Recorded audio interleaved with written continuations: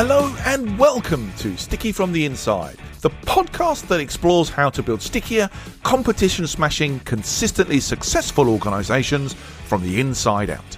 I'm your host, Andy Goram, and I'm on a mission to help you turn the lights on behind the eyes of your people, light the fires within them, and help more of us lead successful, fulfilling work lives.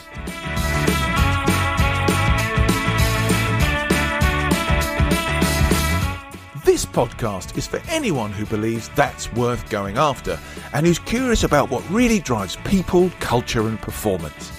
Each episode, we dive into the ideas and conversations that help create what I call stickier businesses, places where people thrive and love to work and where customers stay, recommend you and love what you do and why you do it. So, if you want to take the tricky out of being sticky, listen on. Okay then, let me ask you a question. Should an employee care as much about the business as the owner? It's a big ask, isn't it? Employees who don't have a stake in the business don't carry the same risks, that don't always see or are given the bigger picture. And in many cases, they're not even treated like owners would be either. I guess it would be fair to ask, why should they, right? And yet, when you look at organizations that really thrive, where performance is high, culture is strong, and people genuinely care, you often hear a similar sentiment. The people here, they just care, they just take ownership. So what's the difference? Why do some people naturally lean in, take responsibility, go the extra mile, and think way beyond their role? While others, well, they just do enough to get by or completely disengage altogether. And more importantly, is that really all about them, or is it about the environment that's been created around them? Well, my guest today, Greg Hawkes, has spent more than 25 years working with organizations to explore exactly that. He has a very clear perspective on what drives ownership, what gets in the way, and what leaders can do to create environments where people don't just show up, they step up. And he's written the book, Act Like an Owner. And so today, we're going to unpack what it really takes to build a culture where people care, contribute, and take responsibility, not because they have to, but because they want to. Greg, welcome to the show, my friend. Andy, that was the most superb introduction setup, and I've done a lot of podcasts. I was like, I want to know about these answers. I want to hear this conversation. So it is a pleasure to be here. I can't wait to hear if we discover the answers to those questions or the truth behind them. Man. I'm sure we will. What we have already discovered, my friend, is the energy that you bring to any conversation, right? So yeah. Great. I absolutely love your passion and energy for this topic, my friend. I appreciate it. I reckon, will absolutely get into some of these answers. Before we get into all of that, buddy, just do me a favor. Give my listeners an introduction to Greg, who you are, what you've been working on, and where your focus is today, my friend. Oh, man. Okay, so the big picture is I spent a decade as an executive director of a nonprofit. Learned a lot of interesting things there, working with volunteers, serving young people. We did summer camps, thousands of teenagers. Transitioned out for the last 15 years, been in the marketplace, took those leadership principles and kind of moved them into consulting around organizational culture, creating these environments of ownership, and doing a lot of speaking at employee events. The book came out this past year because throughout the last decade, this variations of this message and the understanding of it and getting feedback from people really informed a lot of the things that went in there. So now I'm passionate to get the book in the hands of people that don't have to hear me speak, but get that so that there's something they can grab hold of and give some language perspectives. I'm a big believer in verbiage that shapes the way we act and think, because it forms our beliefs. Our words are really central to how we think and believe, which then impacts everything else. And so that's right now the focus is in continuing to expand this message around ownership and the language and the thoughts that set people up to be the most fulfilled in life and satisfied at work and productive in what they're doing. And at the end of the day, have great relationships with themselves and with others so that they can live out their calling and purpose and have a sense of meaning in what they do. Love it. And that's why I'm excited for this conversation, because you are bang in line with the ethos of this podcast. Just as an aside, everybody, Greg and I had a sort of a pre-meet a week or so ago, just a 5-10 minute meet up. It was 45 minutes later. We stopped geeking out on all of this stuff. Yeah, this is going to be a 4-part podcast series, by the way. It was great. It was great fun. And your point about language, I think, is really, really important, because I think the key tenets of your book are really associated with some very clear, understandable language, which I'm sure we will get into. Because I'm excited, I just want to get in with a big question right at the start. I sort of hinted at it right in the introduction, Greg. This thing about acting like an owner. I mean, why? Why should an employee care as much about a business as an owner? Why on earth should that happen? Honestly, because it's for their benefit. I have found, not in a malicious or selfish way, but people think about themselves primarily first. Mm. Whether it's a preservation, whether it's a sense of belonging for themselves. And so I want to pitch it as like, listen, this is the best thing you can do for you. If you will think like an owner, act like an owner, lead like an owner, respond like an owner, you will be the most satisfied you. Because what people have a tendency to experience at work, Andy, is this sense of everything happens to them. Change happens to them. Decisions are made without them. The consequences of all that, they are just responding to. And there's no sense of like, I'm a part of this process.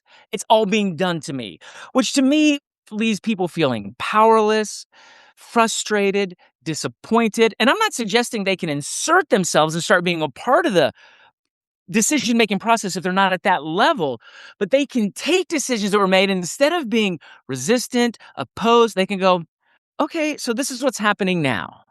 Let's pretend I made this decision. Mm-hmm. Whether I like this decision or not, let's just go ahead and pretend I was the one who initiated it. How would I act, think, talk, and engage with other people around me? And I promise you, it sounds contrary because people are just like, well, here's my thought. Well, don't just take your thought. Act and think like an owner and just say, okay, this is what's happening, because owners don't have a choice in the marketplace. Owners don't have a choice in the economy. People have a tendency to think, oh, people in leadership, they've got more. They're also just responding to a lot of things that are happening externally, but they bring a perspective that says, I'm going to, at the end of the day, be responsible for it. And it shifts the way they engage with the work, with the people, and then with the outcomes. Yeah, I mean, there's so much in there already about the enthusiasm piece, my friend. I think it's fantastic. Maybe it's because I'm British. I can hear the cynics. Oh yeah, right? yeah. Especially around, because a lot of this is linked to engagement and stuff, right? And how we communicate and how we involve. And I think you're right, trying to get away from this being done to mindset. But I can hear people kind of going, yeah, this is just an excuse to get more out of me. This is just an excuse to squeeze me dry. Really? You want me to think like an owner? No, you don't. You just want me to do more stuff for free. You must encounter that mindset. I don't think that's because you're British, Andy. I hear that here in the States as well. I was going to say, you must come across cynics like that. What do you say to those guys, my friend? Let me pause that question and expand it on to within Gallup, right? You work with, Gallup's numbers. Yeah. And they'll say, people don't leave companies, they leave bosses, right? Like 80% or 70% of people. And people interpret that data to say, we got a lot of bad managers in the world. And I don't interpret it that way. Mm-hmm. I hear that and go, we got a lot of people who don't know how to engage with leadership. And so instead of them taking on the challenge of this leader I have is a flawed human being like me, and they maybe don't have any more training than I do, which is annoying and irritating. But you know what I'm going to do? I'm going to I'm going to strengthen my communication skills so I'm the kind of person that can work with any leader that's been placed over me, right? That shift in perspective then says, you know what, this company doesn't, and this boss of mine doesn't get to determine if I get to stay here or not, because people leave and then it's, well, that's a disruption to their life. That puts their families at risk of income and jobs. And all they're saying is, I'm going to go find somewhere else where, fingers crossed, that flawed human over there has figured out how to do management better. Now, there are people who are great at leadership and there are people who suck at leadership. No doubt about it. But people justifying, I couldn't stay there because the leader was bad, you're going to find that everywhere. Yeah. Okay, so now going back to your question, why should I take ownership? Because there's so much of our lives we can't control. Yeah. There's so many people and leaders and businesses, and we can't control any of it. And so I'm not suggesting you go and ensnare yourself to the company and you self-sacrifice. I'm saying if you will just think and you will say, I'm going to act like I own the place today. How will I act differently?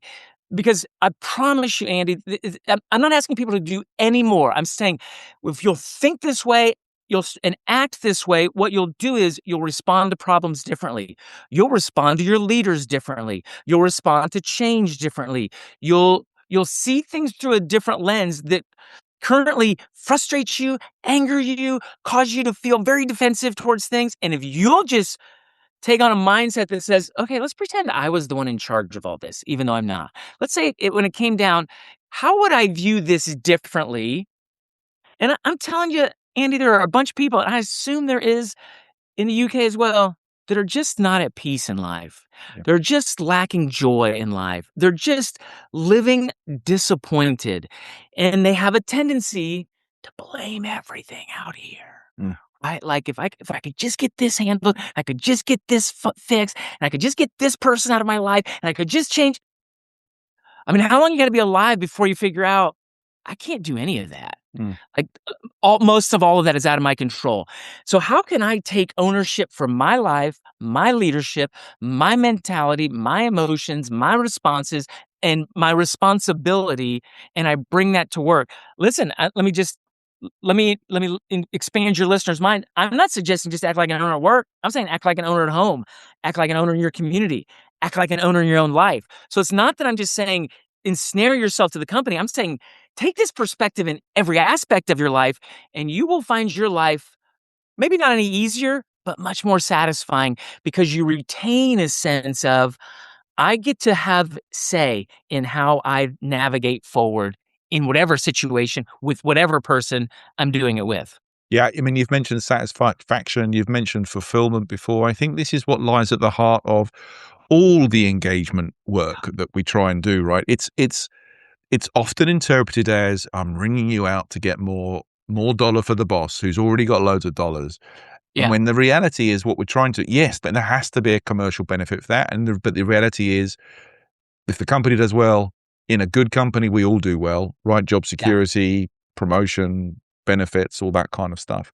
Can I insert for a second? I know, what you and I have experienced is when I hear people like that and that are frustrated or like they just want that, I think, I wish you could see these places that have an ownership culture where people do show up, give 100%, have fun in the process, make sacrifices, definitely don't have a balance, but are navigating that, but they're so engaged, and it's not for the sake of the company, but it does something in their hearts and minds and you find an environment that's, I'm sure you've seen that, right, where the people are like full on, and you're like, all of you people that are over here crying and complaining and resisting, if you knew what a place looked like where people do this, you would also say, I want to be a part of that. But you don't get to just be a part of it. You contribute to it being that way.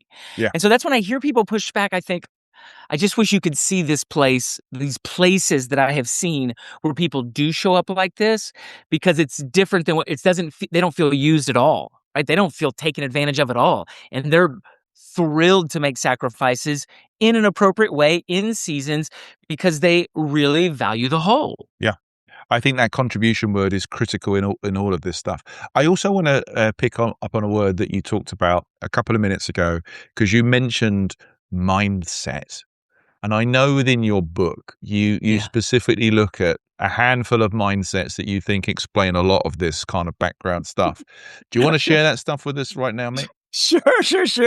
I call them 5 unlocks, these things that unlock inside of us, right? Again, they're for us. But the first unlock is to risk bold commitments. That idea of risk taking is where return lives, right? Where you get something back.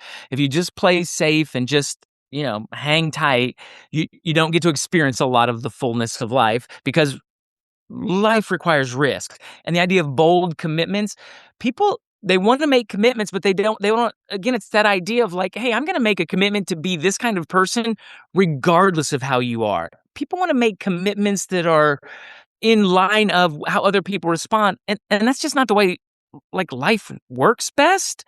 When you continually justify yourself or your own level of commitment based on someone else. And so in this one, I'll talk about in the book even how Andy Ruff's, where people show up like the first day on the job, and I think everybody shows up the first day with a mindset of an owner, that they show up and they're like, I want to contribute, I want to show that I'm of great worth, I want to bring value. Like when people get hired, they're like gung ho and like, yes, let's do this.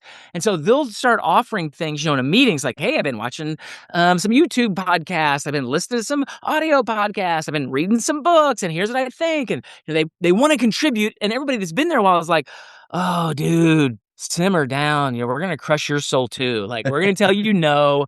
You're going to take all this zeal and energy and excitement you have and we're going to snuff it right out of you. And so that's the environment. And so that without contribution, it's hard to have commitment. As you know why you show up to this podcast? Because you're the one who created it. You don't go, man, I don't know if I want to go to the podcast. Well, you're contributing because you own this thing and you're highly committed to it. And so all of those work together to enable you to be consistent, to care, and to honestly bring your best every day to it because you've contributed and committed to it. And so risk and bold commitment is, to me, is the cornerstone. If people aren't capable of making commitments, not based on anything else around them, but just themselves saying, this is the kind of person I'm going to be when I show up at work, then they'll be moved. They'll be constantly moved and won't have a sense of settledness if they haven't done that. Okay. So there's a couple of things going on here. I don't want to derail the stuff on unlocks because I think that's a really key part. But I do just want to backtrack a sec because you've just lumped in one of these mindset types, I think, in when you refer to somebody who turns up as an owner right from the get-go. I think if I've done my research correctly, you've got another couple of mindsets that maybe lay out the full scene. So we've got these owner guys who come in with the right attitude, the mindset that's in line with your book, who want to make a contribution, who want to sort of have ownership, who want to really participate in the organization rather than just turn up. But you've got another couple of characters, I guess, right? You have done your research, Andy. You showed up today ready to engage. So I do. And it comes from an investment. So while I was running the nonprofit, I also started buying single family property homes. So I had a handful of those.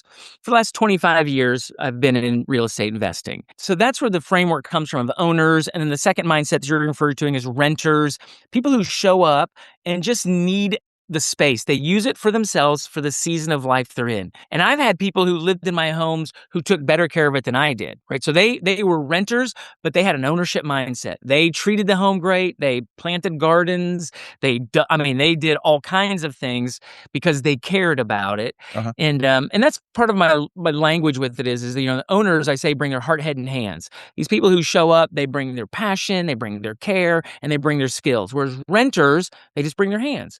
They show up to work every day. They do the job well. And then when the day is over, they clock out and they don't think about it anymore. They don't care. They're not using their imagination. And I have found oftentimes they've learned it's just not worth it. Like that this place doesn't value that. I can show up and just do my skills. If I show up with passion and care, I don't get any return on that. So I'll just show up. That's why the environment culture is so. And then the third one, man, it happened like the second year I was in real estate. I had real estate. The second house I bought, I moved 4 college boys in and they destroyed the place. Oh, wow. They were vandals and I'm telling you, they pummeled my home, thousands of dollars of damage. and not a one of them took responsibility. They all blamed the others, and their parents even came in and were like, "Not my little angel," and I'm like, "Well, you might have a devil there, my friend." But it was a really interesting, and I just learned how people who can be so destructive and take zero responsibility for the consequences of their actions. And so when you line up with Gallup has their engagement where there's engaged and disengaged and then actively disengaged. So for me, it's owners are the engaged, renters are the disengaged, and the actively disengaged are the vandals. And companies spend so much time in the middle piece on the renters. And it's just a big miss because over 25 years, they've been doing their research as long as I've owned houses. And that middle line just doesn't. It's up a point, it's down a point, it's up a point, and it's up another point, and then it's down. It is 50 to 53% the last 25 years with very little change. But what does change is when the actively disengaged goes down, the engaged goes up. What companies want to do is go the disengaged to be fully engaged. Let's get the renters into owners. And really what they need to do is deal with the vandals and get the people who are creating toxicity in the cultures. When they remove those, ownership goes up, engagement goes up. Disengagement stays about the same. It's very strange how that happens. I think that's a really interesting point because I'll often talk to groups about going where the sunshine is when we think about engagement. If you're going to get momentum behind a culture initiative or anything, actually you want to engage all those good folk that are up for it, but you need a few of the maybe guys sitting on the fence to help them to drive some momentum. Mm-hmm. Many people can try and turn around and spend an awful lot of energy trying to turn around the vandals.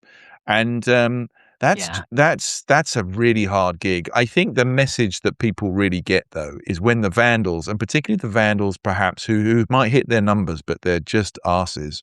Yeah. It's when they're gone. It's when the management leadership says, okay, you hit your stuff, but you're hurting everything else. You go, because that's the message that sort of needs to be sent in an organization. Because to your point, that middle group think it doesn't matter because two things are going on. Their good effort when they've made it isn't recognized. And when someone is kind of like causing problems, well, that isn't tackled either. So what is the point, right? So I'll just stay in the gray. And, the recent global workforce Gallup update has just loaded. I mean, we've gone backwards again, like for the first time in like 3-4 years, we've now gone backwards. So this thing has been oscillating in stagnation for goodness knows how long. So we need to do something different. We need to use one of your words. We need to somehow unlock it, my friend. So I'm going to bring you back to your unlocks. All right. Okay. So we got a bold commitment stuff, risky, right? Unlock number one, risky bold commitment, right? Let me ask you, Andy. So, because I'm not in your world, what would that look like for someone who's listening to your podcast or engaging with us right now? When I say risk bold commitments, how do you translate that in kind of the organizations you've been a part of and the people you have relationship with in the business community you're in? Like, how would you go? You know what that means for us here? I think that's putting some stretch and challenge into what we're going after, so it doesn't feel mundane. So it feels like something worth striving for. A lot about what I talk is about trying to find what drives the business and what drives the people within it. And I think naturally, if we looked at a bell curve of performance versus pressure, if everything's a bit samey and a bit easy, we underperform because it's too comfy. Right. Whereas I think when we make some really strong commitments, there's a little bit about, okay, I've got to sit up. I've got to prick my ears back now. I've got to have a go at something, and I think that's what drives some energy and momentum and some creative thought, some innovation, camaraderie, contribution, ideas. And that's the stuff I think that's sort of like simmering underneath a good culture pot, right? When that stuff starts cooking. Say, did you use the phrase "prick my ears back"? Because I don't use that phrase. Okay, tell me what that means because I'm going to start using it. I'm like a horse. I'm going to use that. Just like a horse, prick my ears out, and like I'll start listening to some stuff, right? Okay. I can hear more. Well, I'm going to start filtering out here. I'm pricking my ears up. When a horse is interested in something, up come the ears, right? I got you. I get okay. That's my interpretation of your risky, bold commitments, right? Yeah. And I think it's right. It's an interesting because like the pendulum has swung where there was so much like, let's make it so great for the employees and let's make sure they're all very comfortable.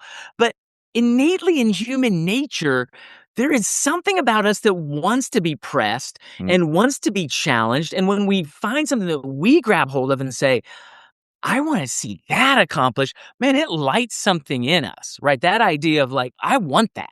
Yeah, even if the thought of it scares you, coming through it and achieving something boosts you, right? Look Yeah. what we can do. That can Yeah. absolutely release some of that latent potential within an organization, within the people in it, to achieve something you didn't quite think. Paul Zach's work on trust is great in that respect, because he talks about inducing challenge stress to really build trust between a manager and an employee. Just give him a task that's not crazy, but just a little bit further than they think they can do, really sends massive trust signals that, no, you got this. And when they achieve it, there's real belief that comes out the back of it too.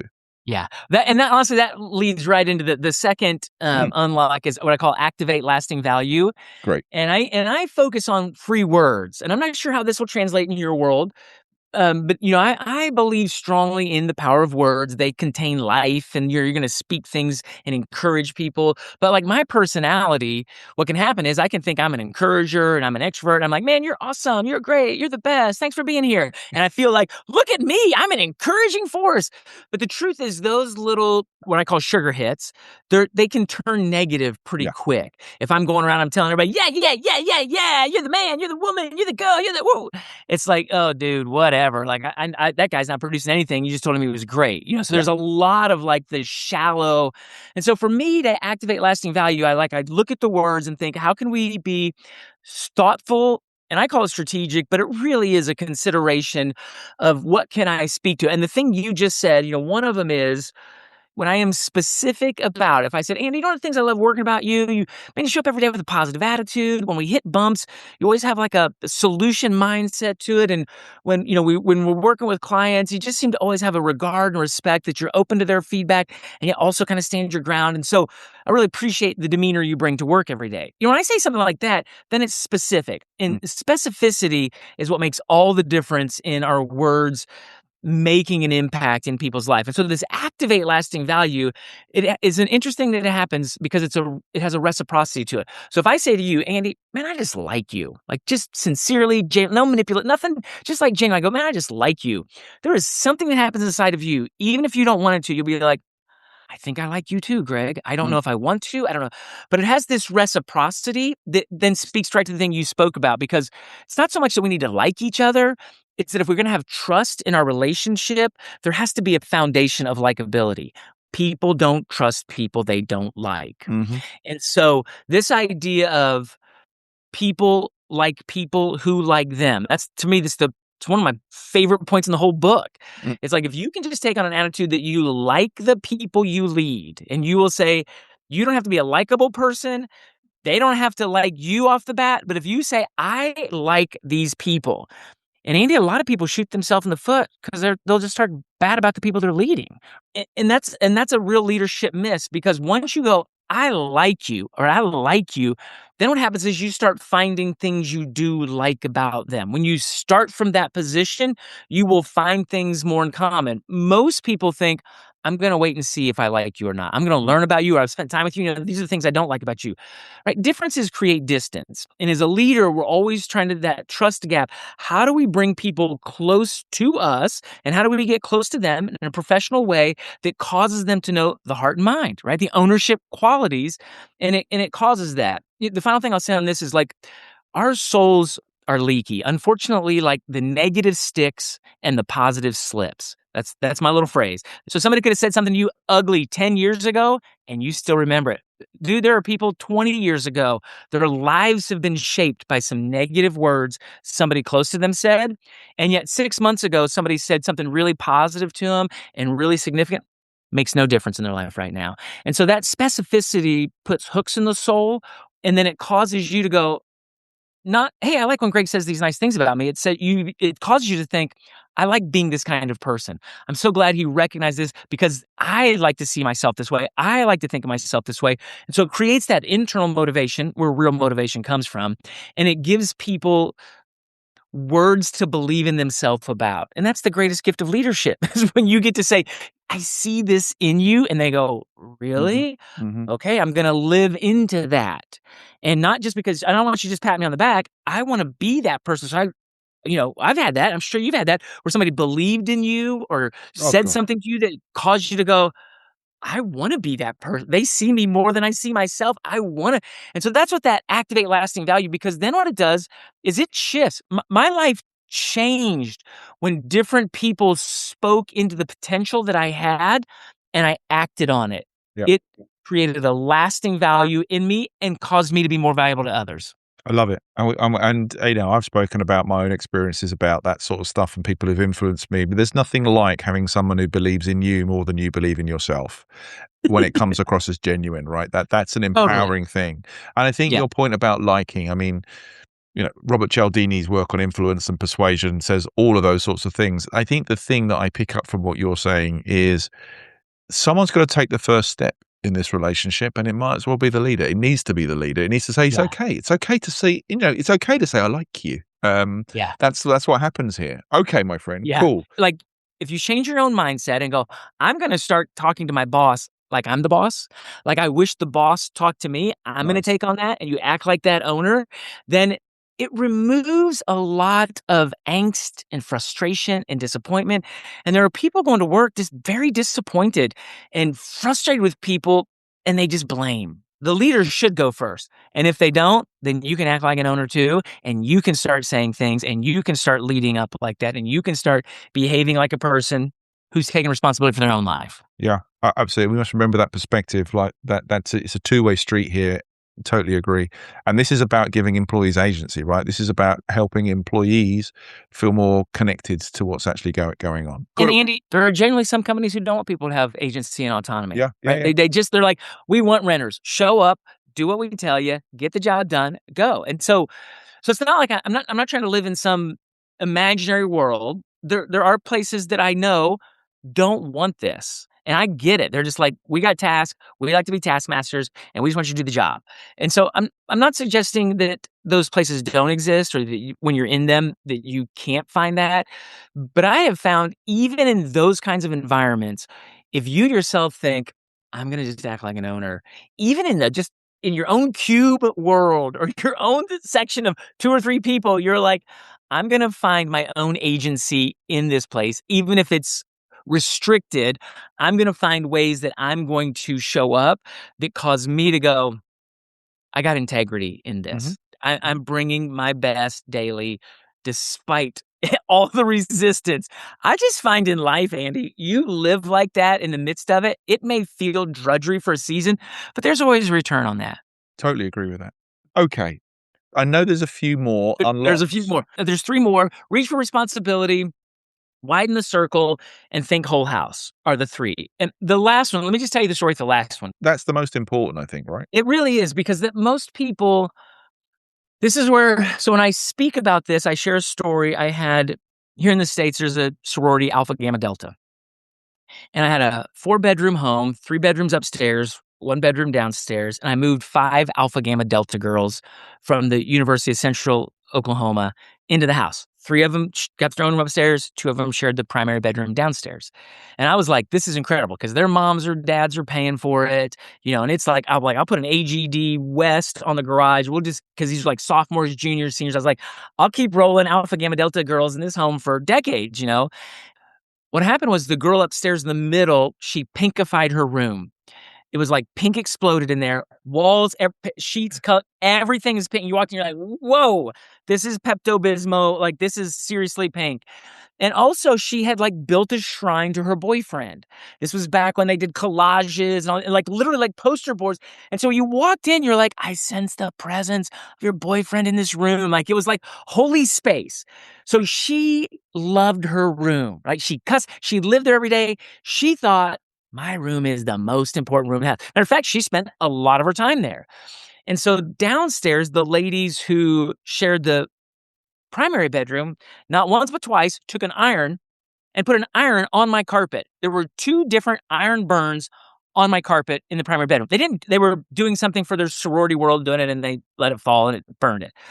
And so I say, do you know what the gal upstairs in the pink room thought about the iron marks on the carpet on the primary bedroom? Not a thing. It's not her room. Oh, She doesn't care at all what happens in that room. And that's exactly how renters think, right? Because they think their room is the most important. And I'm sure where people work and live, because that's where they spend all their time. And that's where their education is. That's where experience is. That's where we're paying them to contribute. But this idea of an ownership mindset, as the owner of the house, I'm like, I like the upstairs bathroom. I like the downstairs kitchen. I like the laundry room, because none of these rooms have value except that they're part of the house. The challenge people have is they're like, people don't know what we do around here. People don't appreciate all the things we do to keep this place going and moving and have all that. But it's like, your room is valuable, but it's valuable because it's part of the house. Yeah. Not the house is valuable because of your room. Because your room outside of this house is just a box in the field. Your department that's so valuable, it only has value in context. And so as someone who has an ownership mindset, at least you can go, listen, I appreciate the role I play, the skills I bring. I know the value of my room, but I value the whole. And this shows up typically, Andy, when other rooms are having challenges or other rooms are succeeding, and our attitude and perspective towards those rooms. We go, man, those guys are always a drain. Or it's like this friction between two different departments because they just can't figure out, we're on the same team, man. We're working towards the same goal. We're serving the same clients, products, service lines. And yet they just get so frustrated. And what I have found, and it's a Lencioni principle, that if you go up and you track, or you find a leader who thinks their room is more important than the house, from that person down, there'll be fractions and factions and division and frustration, because their perspective, it feels like it's semantics, but it's not. Valuing the whole, when you go to your executive leader and you're like, I'm here for the house and then I serve the room, or if you're, hey, I'm coming as an ambassador for my room and I'm coming to this meeting to fight and make sure our room gets everything. It's not semantics. It changes the dynamics of how people communicate, act, respond, and create value in the rooms that they have responsibility for. So it's a really worthwhile, because it's all heart and mind, right? It's like you can't have a skill for every one of these rooms. We're not asking you to work in every one of these rooms. We're asking you to care and think about. I'll joke about, hey, have you ever had an HR person come to the sales team and say, hey, we've been talking in our HR department about how sales could function a little better around here, right? And the sales team erupts in laughter, and they're like, "That's cute. That's cute. Who are you? Have you ever sold anything in your life? Do you know anything about sales? Please go away. Please kindly go away." And there's this idea of because your skills are in this, and we're here, so they differentiate on renter abilities, not care or passion or imagination. And they don't know that in the HR, they've been doing exit interviews with people from the sales team, and they've been learning things and hearing the same thing. And they're like, we care about the whole. And so we want to come over and see how we can make this room better. But there's such a rejection because it's a different room. And there's not an appreciation that the heart and mind are as valuable, if not more valuable, than just the hands, your experience and your education and your knowledge. And so, it is but then, what if a salesperson came to HR and said, hey, we've been talking to our sales team about how HR, and they're like, have you ever written a policy? Do you even know about it? Right. So there's that, it goes both ways. And so it's the idea of how do we create an environment where there's this invitation that says, let's cross-pollinate. Let's make sure we're keeping the doors and the information going both ways and be really thoughtful and intentional about it so the house succeeds. Yeah, I'm working with an organization right now who are just dipping their toe into this, and it's on the back of a very, very strong foundation of trust. A lot of work being put in to understand each other, trust each other, and now beginning to invite, let's use the word ideas or critique on things they're seeing in other departments. And it's okay. It's still a little frosty right at the starting point, even with all that kind of great trust and the enthusiasm and the psychological safety associated with it. It's going to take some time, but it's great that they're sort of leaning into some of that stuff. It's interesting, isn't it, Andy? Like you and I, we go in from the outside, and every department, all ears, listening. They're like, they've got no, and yet somebody from the inside that, I've had this experience, and you probably have too. They're like, I've been saying that for the last 2 years, and this guy comes in from nowhere, doesn't know anything about us, makes his observations, does this and assesses it and goes, hey, here's what you need to be doing. And they're like, oh, okay, we'll do that. and then, somebody's in the back room like, what the heck? I literally have been, because there's something about that dynamic and then once you achieve that, the value just Yeah, exponentially increases, because when people do care, they really are thoughtful about how the whole can be better. absolutely. I totally agree with that. Totally agree with that. So look, we've talked about three different mindsets. You've highlighted around five unlocks. And I think the thing that you've definitely started to talk about, and again, using your words, the environment, right? The conditions to be able to act like an owner.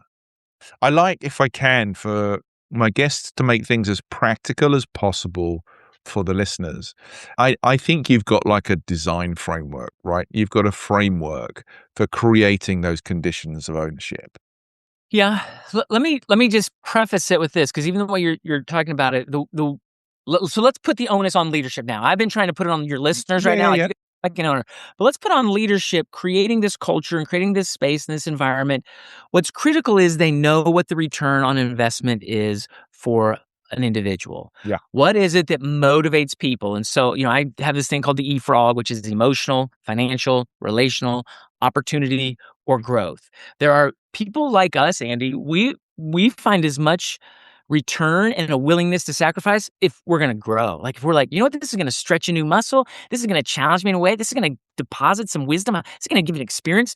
Right? Some people, they're like, give me money. I need money. And, we're like, man, give me an opportunity to grow in a way I've never grown. And you don't have to pay me a whole lot because I'm getting a different kind of return. I mean, I like to be paid. No, like everybody, I mean, baseline pay, but that idea of what motivates people, that's on leaders to understand, because if we're going to ask people to step up in ways that feel bigger than renting, then I'm an investor. I didn't buy these houses just for fun.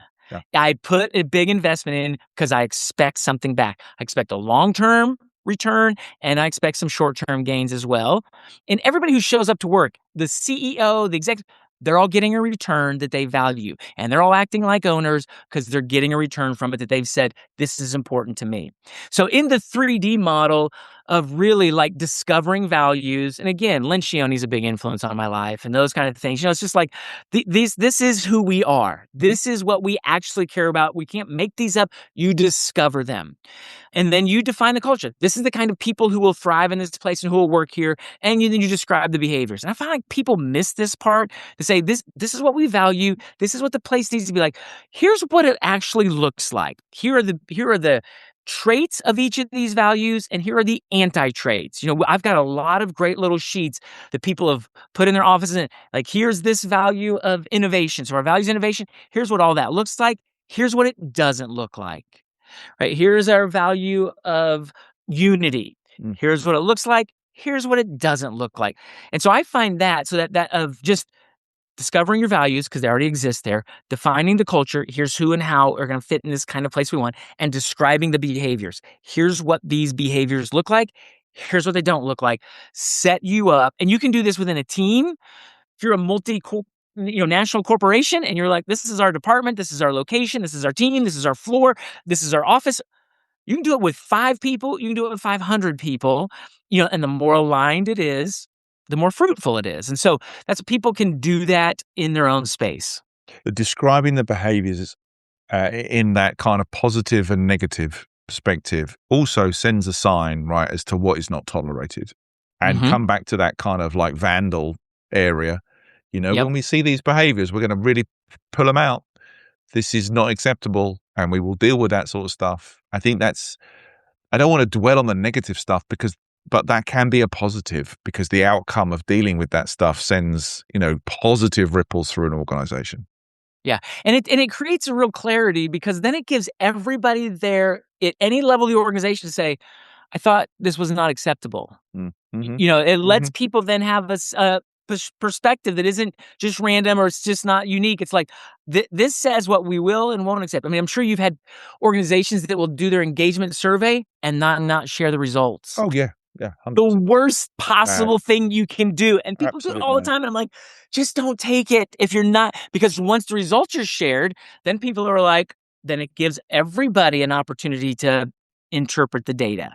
And people just resist that. And it's like, you're not going to create an environment with trust with that kind of approach. There's a whole nother episode on my frustrations with engagement surveys and how people abuse them, right? There's a whole bunch of stuff, my friend. Greg, we could easily talk about this forever.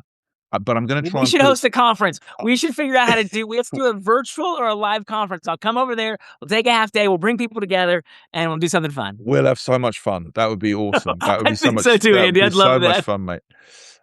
I have this bit in the show, Greg, I call sticky notes, right? Which when you and I ramble all over the place having a great time, it gives us an opportunity to kind of ground ourselves and pull the audience back in trying to capture, I guess, 3 little pearls of wisdom that you could give us that we could fit on little sticky notes and stick them around our screen.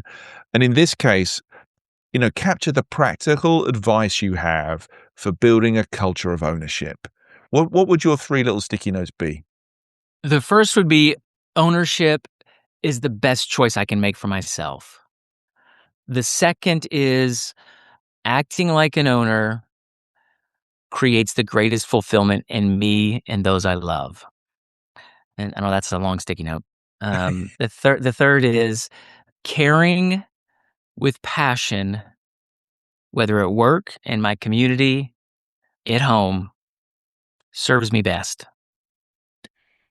I love those. What the audience can only hear but can't see is that throughout this whole conversation, right, you've been pulling your spleen out, showing passion, driving energy and love for this topic. And then the 3 sticky notes, I can tell they really, really mean something to you because of the way you've just kind of like completely changed your demeanor in that. And that's great, mate. Thank you so much for sharing those. Yeah. Really I wanted to be in service to the people that are listening. Hey, love it. Love it, mate. Now, listen, if people have enjoyed listening to you and want to find out a bit more about you, get hold of the book and all that sort of stuff, where can they head to, my friend? The best place is my website, greghawks.com. I'm sure that'll be in the notes. My book is on the website. It's actlikeanownerbook.com. It's just information. And then Amazon has the book. It has Audible, my favorite. I mean, I did the Audible. I read it myself. So I love the Audible version of the book. And then LinkedIn. I mean, this is my professional network and I hang out there and I love connecting. So really LinkedIn, Greg Hawks. If you just look me up, you'll find me. And then my website, greghawks.com, and then Amazon for the book, Act Like an Owner. Brilliant. Well, look, thank you for sharing your thoughts, your insights, your experiences. Goodness knows your passion for the topic. It's been absolutely wonderful. I very much look forward to seeing you again sometime. Yeah. Listen, I think we should do something virtually. I think we should host our own little thing virtually, the 2 of us for a morning. I think that would be a really interesting exhibit. I think that would be great fun, my friend. Thanks for coming on and you take care. You too. Okay, everyone. That was Greg Hawks. And if you'd like to find out a bit more about him or any of the topics that we've talked about in today's show, please check out the show notes. So, that concludes today's episode. I hope you've enjoyed it, found it interesting, and heard something maybe that will help you become a stickier, more successful business from the inside going forward. If you have, please like, comment, and subscribe. It really helps. I'm Andy Goram, and you've been listening to the Sticky from the Inside podcast. Until next time, thanks for listening.